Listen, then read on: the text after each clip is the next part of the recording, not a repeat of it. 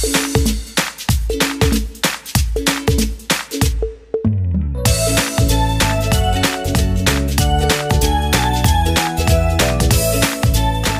is up, my little friends? I am Ella Starburst, and I am the host of Ella's Storytime, a little show on YouTube where I, with the help of all of my friends here, read stories to all of my little friends at home. Now today, we're going to start doing something different. I am going to read you guys a chapter book. Every single episode, I will read one chapter from this book. If you guys get a little frustrated by the cliffhangers and really want to know what happens next, then that's all the more reason to tune into our next episodes, every Friday. Now, Hunter, which book are we reading today? Ooh, The Secret School by Avi. This book is about Ida Bidson. She is a 14-year-old girl who really wants to become a teacher. However, in order to do so, she has to finish 8th grade. And, well, we'll find out if any problems arise from that. Without further ado, let us begin reading. On a cool Monday morning in early April 1925, Ida Bidson, aged 14, carefully guided her family's battered Model T Ford along a narrow, twisting dirt road in Elk Valley, Colorado. "Brake and clutch!" she shouted. Ida, only 4'11" and unable to reach the floor of the car, knelt on the torn seat and gripped the steering wheel tightly. Her 7-year-old brother Felix hunched on the floor before her and used his hands to push the brake and clutch pedals down. As Ida adjusted the throttle lever, the battered car, hiccuping like a damp firecracker, swung into a sharp turn. "Let's brake!" Ida called. "Where we at?" Felix called up as he leaned onto the right pedal. "It's where are we?" his older sister corrected. "You're not my teacher, just tell me. We're close, let's brake." The car bumped along, causing the old tin syrup can filled with their lunch to bounce on the seat beside Ida. Behind them, dust twirled out like an unraveling rope, momentarily hiding the high ring of snow-capped mountains that surrounded the valley. As the car churned up a hill, with enough backfiring to suggest a small war had erupted, Ida caught sight of Tom Cole and his younger sister, Mary, riding bareback on their mule, Ruckus. Best friends, Ida and Tom were forever talking about all kinds of things. Their plans, their friends, their families, and what was going on in the valley. Seeing him, Ida grinned, reached over to the door, the car had no windows, and squeezed the horn bulb attached to the outside. Honk! Honk! At the loud goose-like sound, Ruckus gave a little buck. Though startled, Tom skillfully reined the mule to the side of the road, then turned around and pushed his floppy flaxen hair out of his eyes. Seeing Ida's slow-moving car, he smiled and yelled, "Get yourself a mule! Join the 20th century!" she shouted back. "Who's there?" Felix called from the floor. "Tom and Mary. Now pay attention. We're almost there. Brake easy." The car finally rounded the last bend, bringing Elks Valley schoolhouse into view. The building stood in the middle of its own small north-south valley through which the dirt road ran. To the east, low hills gave way to higher ground. Woods and mountains. West, it was much the same. Squat and square, the school building had a pitched roof and a small bell steeple at the south end. The painted but peeling white clapboard walls had 3 windows on each side. Beyond the school stood 2 privies. Those are bathrooms, one for boys and one for girls. To the south was a small shallow pond. In front of the school stood a flagpole, not far from a water pump, as well as a lopsided teeter-totter. "Clutch to neutral and brake!" Ida shouted as she aimed the car toward its regular parking place. But then she realized that another car, one that she didn't recognize, was already there. "Hold on!" Ida screamed. With all her strength, she turned the wheel hard about, then yelled, "Brake!" as she grabbed the hand lever and pulled back. The old Ford came to a lurching halt next to the other car. Its motor gave one more enormous backfire, sputtered, chuffed twice, and then died with a shuddering sigh. "We're here," Ida announced. Her heart was pounding. "What happened?" Felix asked. "Another car was parked in our spot. I almost hit it." "Whose car?" "Don't know." Ida tightened the brake, then untied the rope that held the side door shut. With a squeak, it swung open. "Out you go!" she called. Felix, crawling head first, slipped down to the ground. I hate this, he complained as he stretched his arms and legs. Beats walking 5 miles both ways, Ida said as she got out and looked toward the school. She brushed the dust from her braided brown hair and checked to see if her blue ribbons were still tied in tightly. Then she smoothed down her ginge ham dress. Out of all the dresses her mother had made for her, this was her favorite. Herbert Bixler, Charlie and Susie Spool, and Natasha Gulabin were seated on the school's front porch. As Ida and Felix approached, they all looked up. "Looky here!" Herbert shouted gleefully. "I'm back!" "And he's already tied my shoelaces together," Susie complained. Herbert lifted one of his bare feet and wiggled his toes. "Guess I don't know much about how shoes work," he said. Ida ignored him. "Whose car is that?" she asked. Natasha, who was just a year younger than Ida, replied, "Mr. Jordan's." Mr. Jordan was the owner/operator of Wally's Mighty Fine Emporium, Elk Valley's feed and grocery store. He was also head of the school board. "Guess he can park anywhere he wants," Ida acknowledged. "How come he's here?" Herbert shrugged. "Dunno." "Is Miss Fletcher here?" Felix asked. "Inside," Charlie assured them. Charlie and Susie, who lived just over the hill, were always the first to get to school.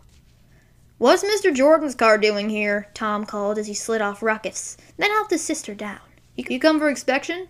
As always, Tom tied the mule to the rear bumper of the Bidsons' car with enough rope to allow for grazing. "No one knows," Ida replied. Just then the schoolhouse door opened and Miss Fletcher appeared. A slight, middle-aged woman with dark hair piled atop her head. She was dressed in a simple blue cotton dress. "Children," she said, "come in quickly, please. There's grave news to share." The children exchanged puzzled looks. "What's that supposed to mean?" Herbert muttered, as soon as Miss Fletcher went back in. "Shh!" Ida hissed at him. "Don't sass!"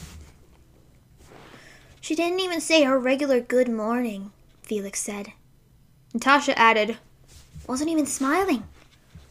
"Guess we better get ourselves in and see," Tom said, always the logical one. Without another word, the children climbed up the porch stairs and filed inside. The school had but one room. Built entirely of wood from the nearby Columbine lumber mill, the building was 20 years old. Most of the room was filled with ancient low benches and long student desks etched with countless initials. The desks were older than the school building. To the right of the front door was the boys' wardrobe. On the other side was the girls'. Miss Fletcher's desk stood on the left, close to a small wall-mounted blackboard, which at the moment was perfectly clean. An aspen switch, for discipline, hung alongside the board. Next to that was the school's library, a small bookcase containing some 15 tattered books, plus a few old magazines. A round iron wood burning stove stood to the right, opposite the teacher's desk. Kerosene lamps were fastened on each wall, along with pictures of George Washington and Abraham Lincoln, and a chart of the Palmer script alphabet. There were also pulled-down maps of Colorado, the United States, and the rest of the world.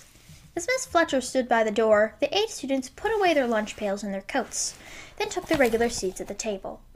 Felix and Mary, who were first and second graders, sat up front. Ida and Tom, the only 8th graders, took their places in the back row. Ida, being short, fit easily. Tom, tall and skinny, had to stretch out his knees to fit. The other 4 children, 4th through 7th graders, were scattered about on the other benches. Mr. Jordan was standing in a corner going through Miss Fletcher's school account book. He was a portly, red-faced man, wearing overalls and a blue shirt. He had left his straw hat on the teacher's desk, something the children would never be allowed to do.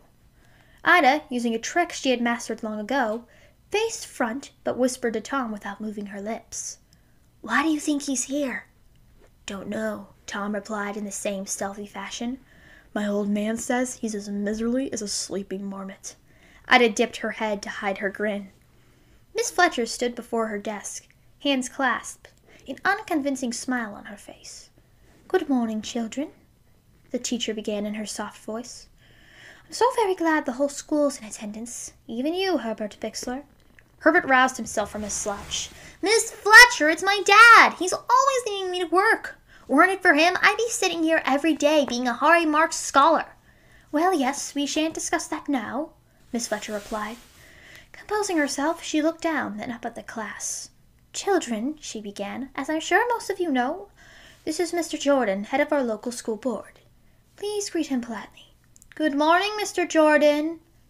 This morning, I'm afraid I must share painful news with you. The children sat up stiffly. Last Friday, she continued, I received a telegram telling me that my mother, back east in Iowa, has become very ill. Oh no, Felix said loudly. Naturally, Mr. Jordan cut in. Miss Fletcher needs to be there. And since there's only a month and a half till term ends, the school board won't be looking for a replacement. As soon as she departs...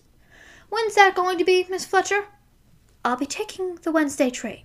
After which, Mr. Jordan continued, school will be closed, and it won't commence till the fall term, assuming, of course, we can hire us up a new teacher. Ida and Tom exchanged looks of shock. Mr. Jordan went on. This means you can have one long summer vacation. I'm sure, he chortled, that despite our sorrow at losing Miss Fletcher, that'll cheer you up. Tom raised a hand. Yes, Tom, Miss Fletcher said. I'm awful sorry for your trouble, Miss Fletcher, I truly am, but does that mean Ida and I won't be taking our exit exams? Miss Fletcher started to speak, but held back. Instead, she looked to Mr. Jordan for the answer. Exit exams? Well, he said after a moment's thought, we could hardly get us a new teacher on such short notice, so, yeah, I guess your exams will have to wait till next year. Ida lifted her hand. Yes, Ida? Mr. Jordan, if Tom and I don't pass our exams this term, we can't go on to high school in Steamboat Springs come fall. Miss Fletcher turned to Mr. Jordan. I'm afraid that what Ida's saying is correct, she said. They can't move on without those tests. Now, Ida Bidson, as an adult, it's my bounden duty to inform you, as I'm certain your parents do every day, that life teaches us many a hard lesson beyond school. No doubt this exam business will be inconvenient, but I'd suggest you think a little less of yourself and a little more of Miss Fletcher and her ailing mother. Besides, I'm not so sure a girl needs a high school education. Any other questions? Humiliated, Ida shrank down. No one dared say anything else. After shaking hands with Miss Fletcher, Mr. Jordan left. The children gazed at Miss Fletcher. Miss Fletcher, Ida said, on the verge of tears. Yes, Ida? I am great for you and your mother, but you know how much I want to be a teacher, and I have to graduate this year. It's my only choice. What am I supposed to do? Miss Fletcher sighed. Ida, I want you to know that I begged from Mr. Jordan not to close down the school. As for your exams and graduation, and Tom's, I can't rightly say what will happen. I will be gone. I am so sorry. Silence filled the room. In the meanwhile, Mr. Fletcher said softly, we had best skip our morning song and get on with today's lessons. Quickly, she gave out the assignments. The other children pulled out books and papers and began to work. Ida, sitting in numb silence, stared before her. All she was aware of was an enormous pain in her chest. To be continued.